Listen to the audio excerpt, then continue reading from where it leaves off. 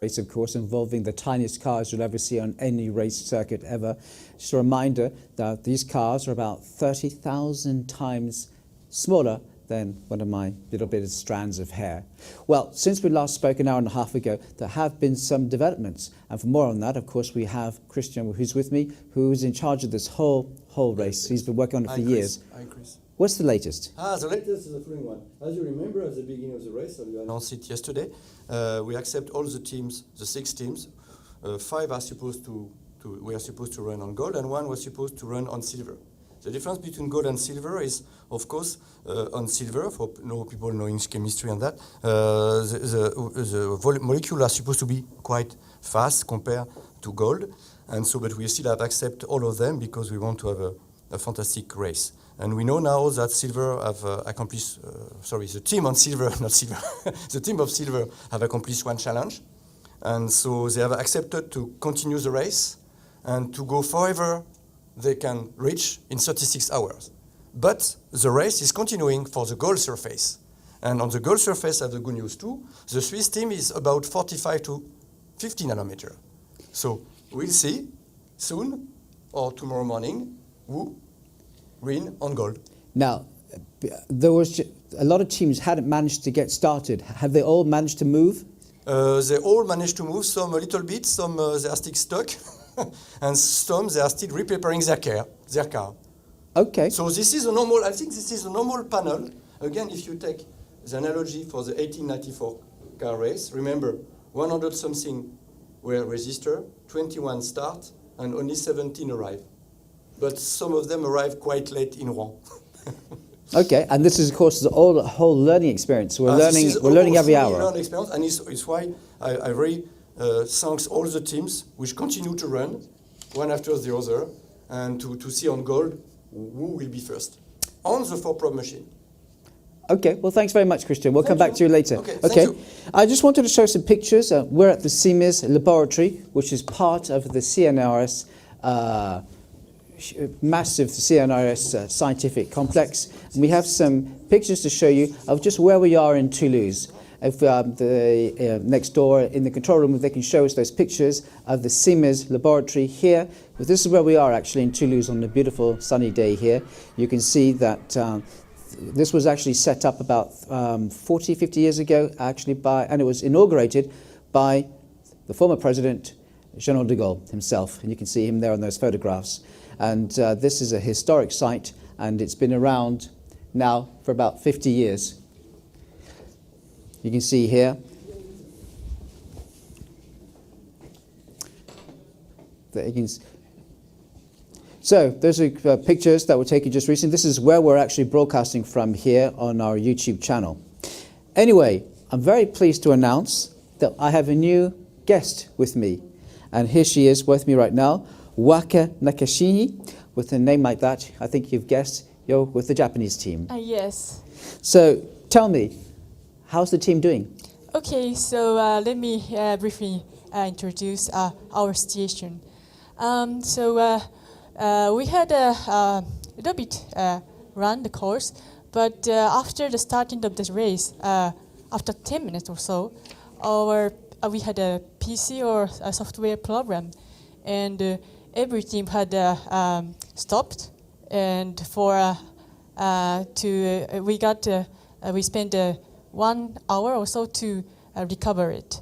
Finally, other teams was recovered well, and we had some problem with tips, and also we destroyed several molecules. But now we are trying to recover it.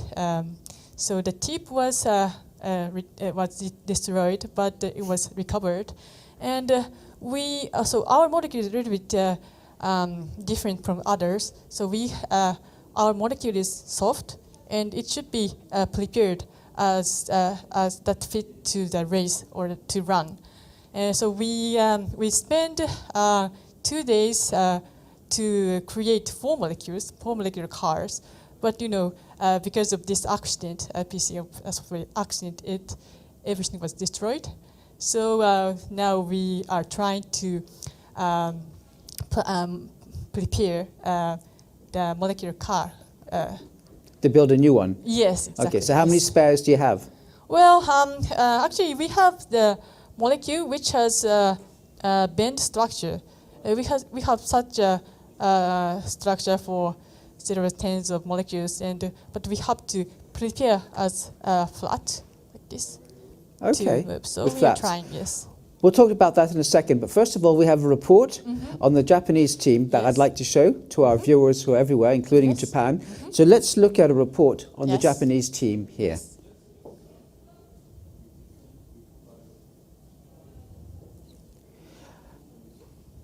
Okay, we don't seem to have that report yet from the Japanese team, but maybe you can talk to us a little bit about some of Yes. your other people who are on the team. Yes, Okay, okay. who else is on the team? Okay, We can see it here. okay, so Waka Nakanishi, this is me. I'm a team leader of NIPS MANA nanocar team. And Dr. Shirai, he's working with James Tour, Professor James Tour, before to create the first nanocar. And he now joins our team. And Dr. Minami, Dr. Ariga is synthetic organic chemist, so we like to synthesize molecules. And with the collaboration with Dr. Wio So and Dr. Mari Kamura, who is a specialist, a very nice specialist for STM analysis. So we could collaborate and we could synthesize and see the molecule so far. Okay, now I'm guessing nanotechnology is Yes. very important in Japan, right? Yes, of course, yes. So basically, we are very specialized to create the molecule, but we often make many molecules, a bunch of molecules, and analyze as a whole, and we see the average structure or average motion. But for myself, it's first time I had a chance to see the single molecule and also the structure and the motion, so it's really exciting. And your molecule car has kind of flaps, wings. Yes, Tell me yes. about, show that to our viewers. Okay, so can you see? Yeah. This is our molecule.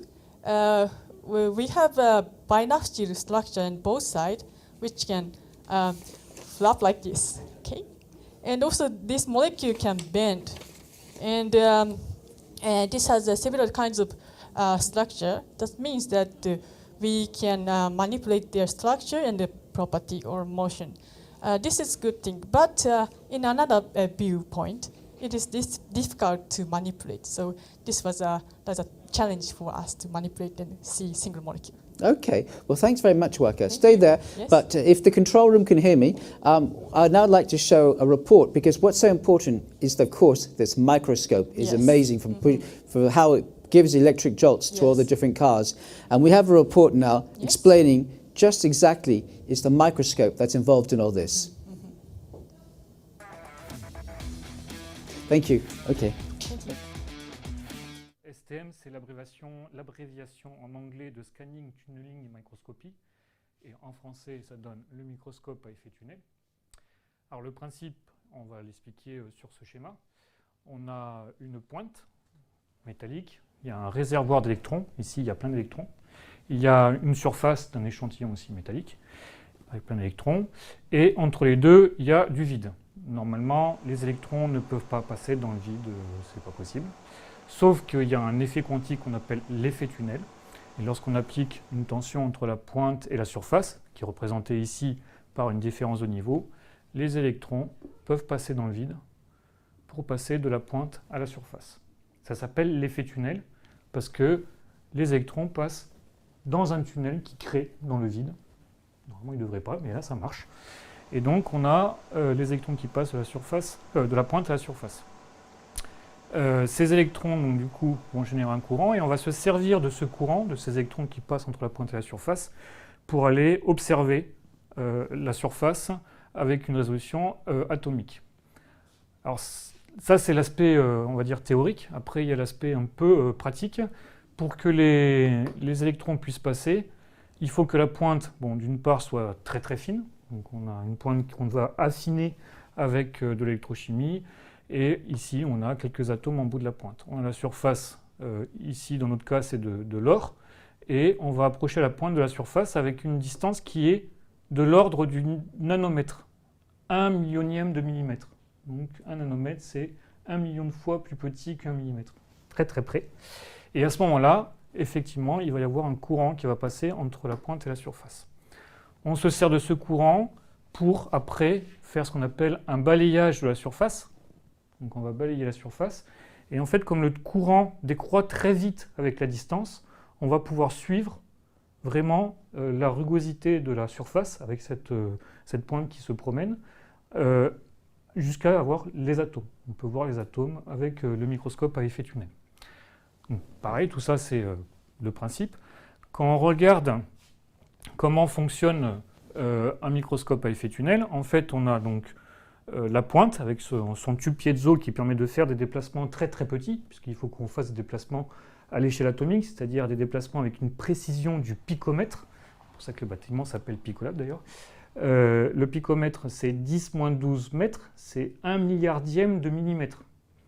C'est tout petit, précision infime. Donc on va essayer de déplacer cette pointe avec une précision de 1 milliardième de millimètre. Le gros problème, c'est que d'un point de vue mécanique, en fait, ça ressemble à un U, c'est-à-dire qu'on a la surface ici, on a la pointe là, et ça s'appelle un diapason, c'est-à-dire que ça oscille très facilement, mécaniquement parlant. Donc en fait, ces équipements sont ultra sensibles aux vibrations. Donc qu'est-ce qu'on fait? On va mettre ce microscope à effet tunnel, qui s'appelle STM, on va le suspendre avec des ressorts. Déjà, ça va enlever pas mal de vibrations. Ce qu'on a fait, nous, en plus, avec ce bâtiment, c'est qu'on a traité l'ensemble du bâtiment pour éviter qu'il vibre et qu'il transmette des vibrations au microscope sur lequel va avoir lieu la course.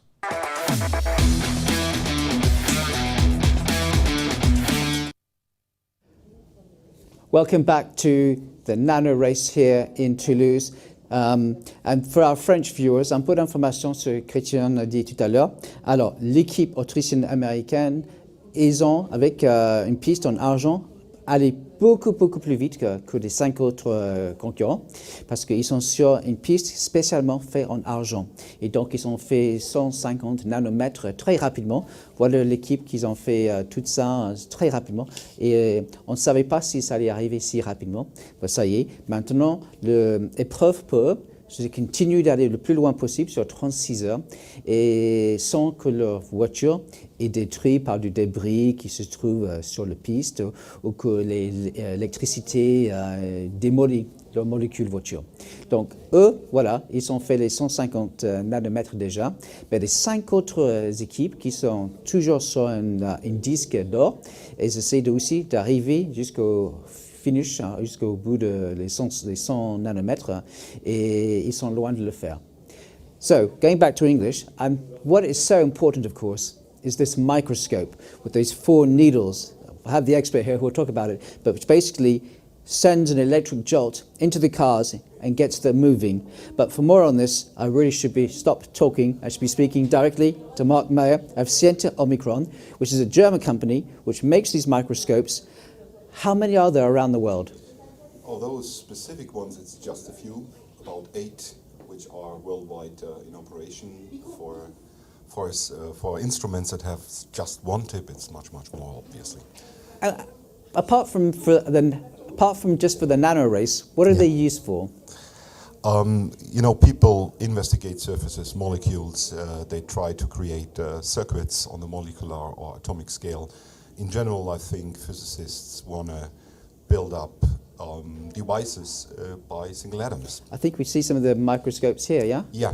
Tell me, what do we see here? Actually, you see from outside a so-called ultra-high vacuum chamber that creates the environment. You see now the needles that then touch the surface and move the molecules. And what you see there as well is that first it is in quite large distance, so the molecule will not be moving. And now, just a second, it will come closer, the interaction will be stronger, and then the molecule moves. But going back to what you were saying earlier, I mean, apart from this race, who needs this microscope? It's typically universities, research centers, and some big companies that still do real research, like IBM and others. So it's fundamentally research in general the microscope is used for. Who would use it? I mean, does the industry need it, or is it just for research? Or These type of microscopes are predominantly used in research and not yet in industry. and they cost a fortune, I guess. I mean, how can they take something which is 30,000 times smaller than, say, a strand of my hair, Yeah. and make it visible to us? It's actually quite a technology challenge to get such a precision into a microscope. It's all about to get control over this tiny tip that you need to very precisely move at the surface. And that involves electronics that need to be very, very precise, but also mechanical stability. I think one key is you see always this stainless steel around is the environment. It's no air inside. It's really like outer space conditions you need to do those type of experiments. Are there examples now where this type of microscope has worked with other industries and it's now being used, industries now using stuff as a result of what this microscope has discovered? You would say that a lot of things that are used in industry have been investigated and found many, many years back with such instrumentation. But it would not be the case that industry uses it to produce something, right? It's a real research microscope at the absolute limit of resolution.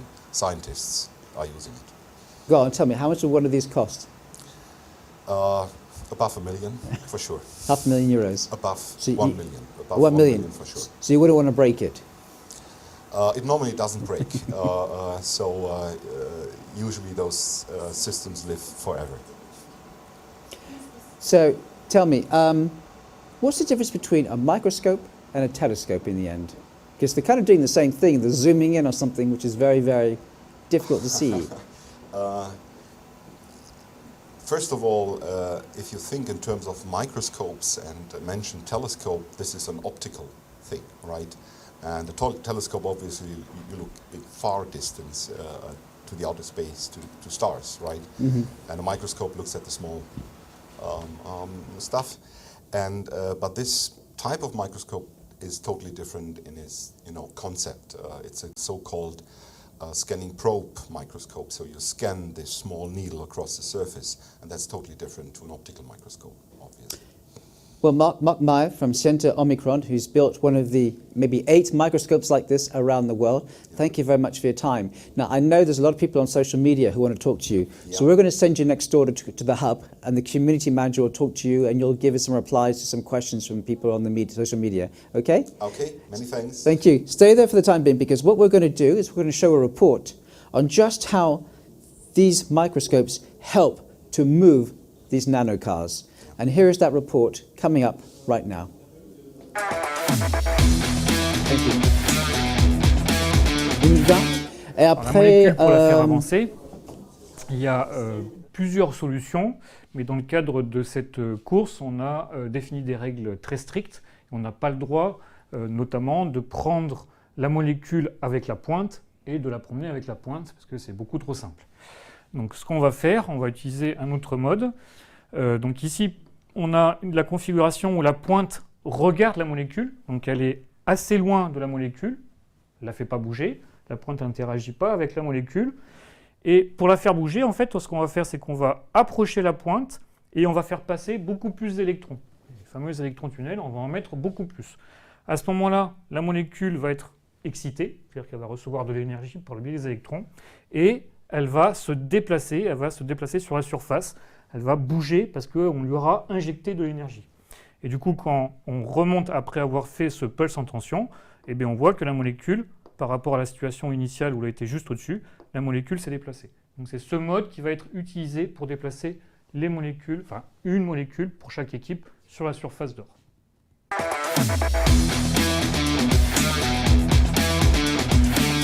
Hopefully now you have a better idea of how these amazing, the tiniest racing cars in the world actually move about on that gold-plated and silver-plated surface. Now we're going to cross over to our hub and where all the social media team are, with Mark, who was speaking to us a bit earlier on. And there's a lot of questions from you out there to Mark about that amazing microscope. So I'm going to hand it over to you now, Loic. Yes, Chris, hundred of questions about nanocarrays, and especially for the microscope on the YouTube channel.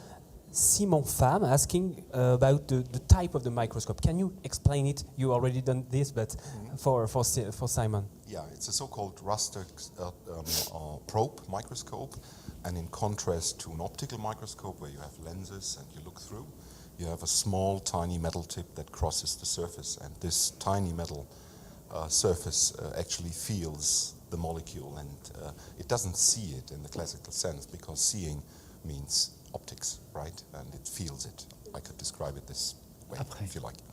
Okay, thank you. And Fabien Go asking for another question. What is the control mode of the microscope used in order to interact with the nanocarrays? For the specialists, it's a so-called scanning tunneling microscope. So it uses a small current that is in between the tip and the sample. And what you do is you keep that current constant, and the tip moves with a certain distance across the surface and across the molecule. And if you want to interact, you kind of strengthen this interaction by using higher currents or higher voltages, and then you push the molecule. So you do in a safe distance an imaging, and in a closer distance you push. Thank you. Chris, do we have the time for another one, the last one? Last question? Sure. Okay, thank you. And Gustave Flaubert, this is a nickname. Is that possible to do a race with more than 8 cars? Yeah, in principle you could do such a race with as many cars if you want, but the 4-probe can do 4 in parallel, but you could connect a lot of other microscope, as we do here, and do it with 6 or with 100 cars if you have 100 microscopes connected together. So in principle it's not limited. But not with this one here. With this one it's 4. Thank you very much, Mark. You're welcome. Okay, thanks very much. So just also talking about social media, at 5 o'clock on Reddit, that team over there will be taking your questions from all the various members of the 6 teams here, as well as, of course, from the people from the CRNS will be here to help you as well with your questions you've got. So that's on Reddit from 5 o'clock onwards, French time. Just before we end this particular live event, just to remind you of the main news, the team from Austria and America, the joint team running on the silver plate, managed to do the 150 nanometers in just a few hours. It shows that this is a whole new scientific research, that on a silver surface, at least for some of the teams, they discovered a way of driving very, very quickly indeed. Now, for the other 5 teams, they're on the gold-plated surface, and they're going a lot more slowly, and there's still a lot of anticipation and uncertainty about who will make it to the finish line, who won't, and basically, what is it that they have that the others don't that will get them to that finish line quicker. So stay with us. We'll be going back for another half an hour to the main control room where the pilots all are. They're trying to make sure they're navigating through that very tricky, hostile environment, which is that gold plate. And of course, you have the Austrian and American team who are on that silver one. So we'll leave you with live pictures of that for the next half an hour. And we'll be back here at 5 p.m. Paris time for a new update. See you later.